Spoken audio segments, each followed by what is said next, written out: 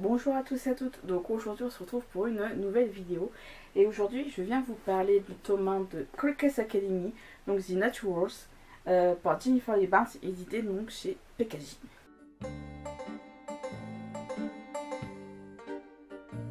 Alors là dans ce livre on va suivre Cassie qui a 17 ans, qui se fait recruter par le FBI pour suivre un cursus ultra secret qui va lui permettre de développer son don et justement par la suite pouvoir réaliser certains cold cases. Quel est donc le don de Cassie? C'est une profileuse née. Quand elle était petite, sa mère travaillait dans le spectacle en se faisant passer pour une voyante jusqu'au jour où sa mère en fait disparaît 5 ans auparavant les faits.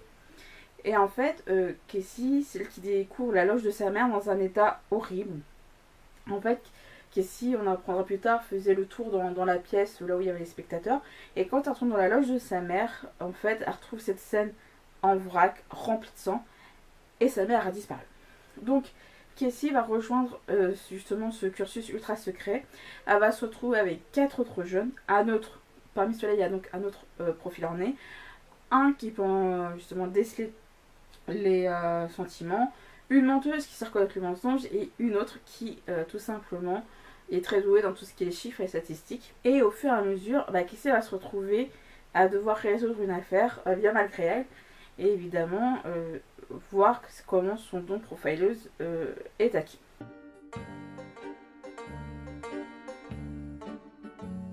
Alors Jennifer Lee Barnes, c'est une autrice que je crois qu'elle fait vraiment partie de mes chouchous parce que alors pour ceux qui ne savent pas ou qui ne se souviennent pas, j'ai déjà parlé des romans de Jennifer Lee Barnes, notamment via la saga Inheritance Games, Games Untold qui est donc un recueil de récits en lien avec Inheritance Games, et The Greatest Game, évidemment cette autrice est éditée également chez PKJ en français.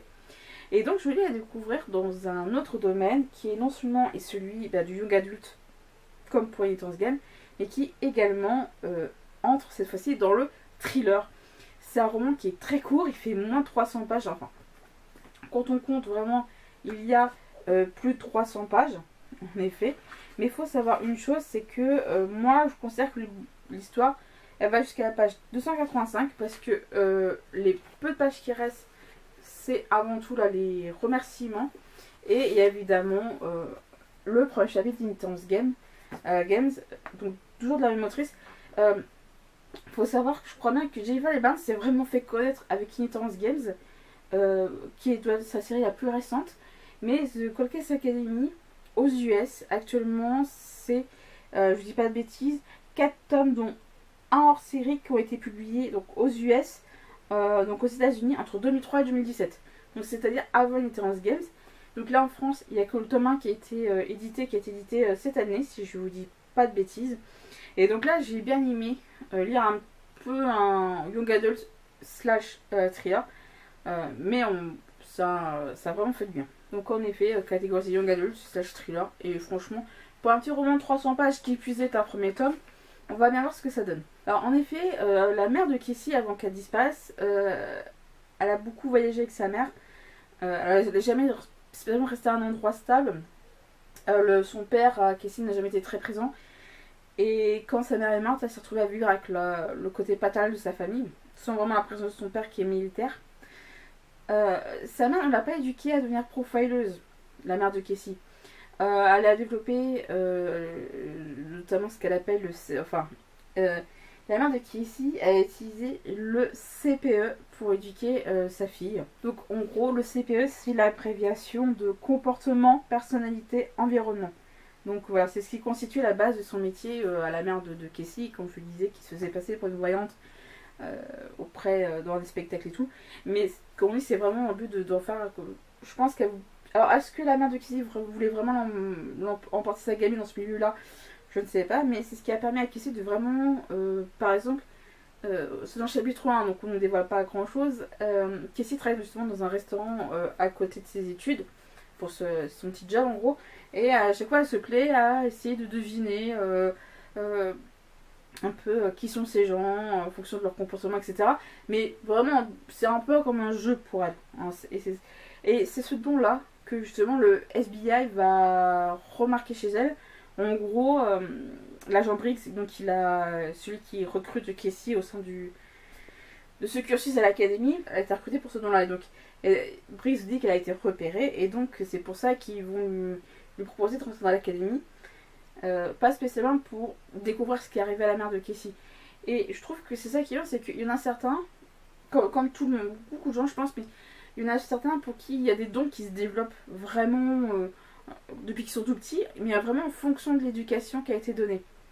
Et là c'est le cas de Casey, le don de ce côté profileuse née. Alors comme je disais, on a un groupe de 5 jeunes, donc on a Casey et Dean qui sont tous les deux des profilers nés.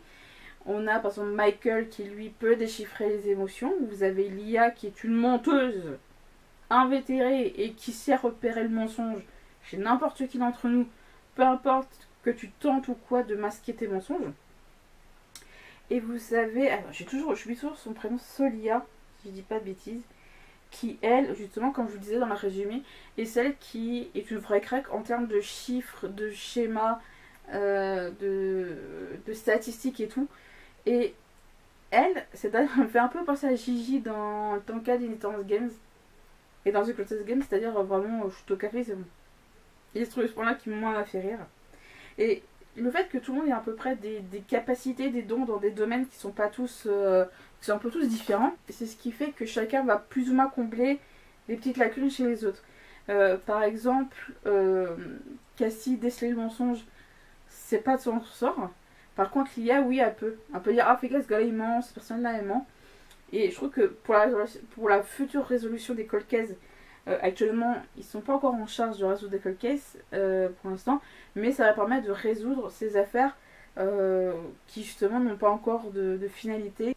Comment dire, sur le fait de trouver le tueur, etc. Et justement le FBI pense que les dons qu'on sait jeunes peuvent permettre de trouver tout simplement les meurtriers. Le fait de dire on les recrute si jeunes, ils ont, comme je dis, 17 ans par exemple pour Casey, ça fait pas un peu jeune. Dean a été recruté à 12-13 ans à l'académie. Est-ce que les recruter si jeunes et les conditionner à utiliser leurs dons dans un lieu morbide que sont tout ce qui est scène de crime, meurtre, cold case, etc. C'est je pense voilà. Je pense, je sais pas, c'est dur à dire. Beaucoup vont dire bah non ils sont un peu trop jeunes, vous les faites confronter à ça, c'est un peu malsain. Et d'autres vont dire bah des fois on est obligé de passer par là pour qu'ils développent tout en fait. C'est un peu de comment on a été éduqué en fait. Alors ça vous paraît étrange, mais je ne saurais pas vous expliquer par rapport au point que je vous ai cité juste avant. Mais en vous parlant de ça, et en écrivant notamment cette vidéo là, Cold Case Academy, je sais pas, m'a fait penser à la série Esprit criminel que j'adore. En fait c'est ce côté où le côté profiling notamment, et le côté où tout le monde est plus ou moins différent. Je prends dans l'Esprit criminel, vous allez avoir par exemple le Spencer Reid qui lui va beaucoup être dans les livres, vraiment qui est très penché sur l'histoire de beaucoup de choses, enfin qui est une vraie encyclopédie vivante, merci. Et vous avez également Penelope Garcia qui est une craque en informatique et qui va te rechercher le moindre petit truc, la moindre petite trace informatique ou le moindre petit dossier dans les gouffres de je sais pas quoi. Là ça m'a fait penser un peu à ça, Cold Case Academy, ce côté où tout le monde est différent, mais il y a ce côté profiling derrière et le fait de résoudre des meurtres et autres par le biais du profiling. Et je trouve que ça me fait penser à l'Esprit criminel, sauf que dans l'Esprit criminel c'est une équipe de profilers qui sont adultes, tandis que Cold Case Academy, vous avez 2 profilers nés qui sont des ados. Et je sais pas, il y a eu un parallèle chelou qui s'est fait et voilà, c'est bizarre. Alors le jargon lié au profiling, il est bien présent. Par exemple, vous avez le MO, donc le modus operandi, donc communément appelé le mode opératoire. Vous avez également tout ce qui va être lié à la signature du terme du meurtrier. Vous allez également voir le terme de sugine. Alors, ça a dû être traduit en français comme ça. Je sais pas c'est quoi dans la VO. Donc sugine pour sujet indéterminé. Donc c'est-à-dire en gros le tueur. Et il y a un autre truc que j'ai bien aimé, c'est ce côté où, quand je vous parle comment dire, du jargon du profiler, il y a ce côté où on ne parle pas du tueur ou de l'agresseur en il. Et c'est également ce que disait Dean et l'agent Locke, qui est aussi une profileuse qui en gros est le mentor de Casey. c'est ce truc où, quand tu dis que vous êtes tueur, il l'a suivi, il voulait voir sa victime souffrir. Pour eux, on dit pas ça. Pour eux, c'est qu'il faut que tu t'identifies au tueur. Tu voulais lui faire peur, donc tu l'as suivi. Enfin, tu lui as suivi parce que tu voulais lui faire peur, parce que tu en avais besoin, et pas il ou elle, parce que, en effet, alors la majorité des tueurs, ces serial killers sont des hommes. Les tueuses en série sont en effet beaucoup plus rares. Mais ce côté où, vu que, comme je vous disais pour le sujet, vu que c'est un sujet indéterminé, tu sais pas si c'est un homme, une femme, tu connais pas l'âge, le sexe, l'orientation, voilà, ses origines ethniques ou autres. Donc vu qu'on tout ça n'est pas pris en compte, faut que tu te prennes, faut se mettre à la place du tueur de façon mentale et pas dans un ensemble. Faut avoir les pour comprendre. Et autre point que j'ai bien aimé, c'est que tout ça fait que Jennifer Lee Barnes l'amène de façon très concise, parce que Locke, l'agent Locke, c'est une femme, hein. L'agente Locke, je sais pas si ça se dit, donc leur parle comme ça parle à des adultes, mais c'est amené d'une manière qui est que même un ado pourrait comprendre de quoi on parle. Et ça, c'est vachement bien, le fait que ça soit à portée de tous, y compris les adultes comme moi. Je parle d'un personnage en particulier, l'habitué, parce que c'est le personnage de Lia. C'est celle qui est menteuse et qui sert déceler le mensonge, dont je parlais plus tôt. Elle, je ne la supporte pas. Que ça soit son comportement, son caractère, j'ai vraiment eu du mal. Par contre, Dean, Michael et Sloan, je les ai beaucoup aimés tous les trois. Cassie aussi, parce que autant les autres ont un certain background, parce que ça va vraiment qu'ils sont là. Cassie, elle est propulsée dans l'académie, voilà, et on est un peu quand même, on est un peu perdu, mais on sent que tout le monde est là, etc. Et ça, c'est chouette. Il y a une bonne entente dans le groupe. Mais Lia, je l'aime pas. J'ai du mal avec elle. Alors, il y a un moment dans le livre, vous avez des pages qui commencent avec, comme là, vous avez donc première partie savoir, et en fait, vous avez des pages qui sont comme ça, où vous avez toi, où il y a marqué tout en italique. Et en fait, on suit donc dans ces pages-là les meurtres d'un serial killer. Et en fait, au fur et à mesure, c'est pas tout d'affilée, mais c'est au fur et à mesure, elles sont incrémentées par-ci par-là, ces pages-là. Ces passages-là, toi, à un moment, vont se retrouver en résonance avec l'histoire principale, parce que Cassie va se retrouver à devoir aller à étudier vraiment concrètement sur le terrain des meurtres et tout. Et donc, ça va être en lien avec ces pages-là, et en fait, les deux vont rentrer en résonance. C'est ce que j'ai aimé, c'est on a le côté du point de vue de Cassie, mais également du tueur en pont, on arrête tous les deux à peu près à ce moment-là. Ça, c'était vraiment intéressant. Alors, la fin, la résolution de tout ça, de cette affaire qui va parler au fil de l'histoire, moi, je ne l'attendais pas. Je pense que personne ne peut s'y attendre, parce que rien nous présage à ça, nous prépare à ça. Et je crois que c'est vraiment tout ça dans le côté, dans ce roman-là, parce que on se dit, rien nous laisse à suggérer que c'est ça. Que c'est cette personne-là qui machin truc mouche. Que ces personnes-là a fait ça. Rien n'est amené. Et c'est là qu'on se rend compte que les tueurs en série sont pas forcément ceux auxquels on pense. Parce qu'on. Et beaucoup. Ça, c'est un truc qui vient de manière très récurrente quand vous vous intéressez au serial killer. C'est que beaucoup vont dire, mais je pensais pas que c'était un serial killer, un tueur en série, c'était une personne, mais vraiment qui faisait beaucoup pour la communauté, qui faisait beaucoup de choses pour le voisinage, pardon. C'est vraiment, les tueurs en série, beaucoup rien à présager leur vraie nature, parce qu'ils savent donner le change. Et là, on a eu une belle représentation. Alors, ce roman, comme je disais au début de la vidéo, est considéré comme un young adulte, mais il aussi est considéré comme un thriller.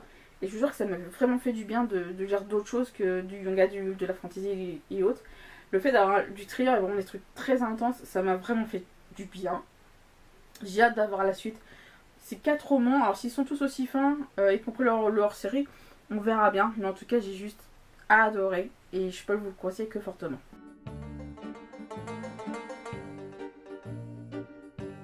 Ma chronique sur le tome 1 de The Cold Case Academy, donc The Naturals, de Jennifer Lee Barnes aux éditions Pocket Jeunesse, c'est terminé. N'hésitez pas à laisser un petit commentaire, un petit pouce en l'air pour me soutenir. Et je vous dis donc à la prochaine.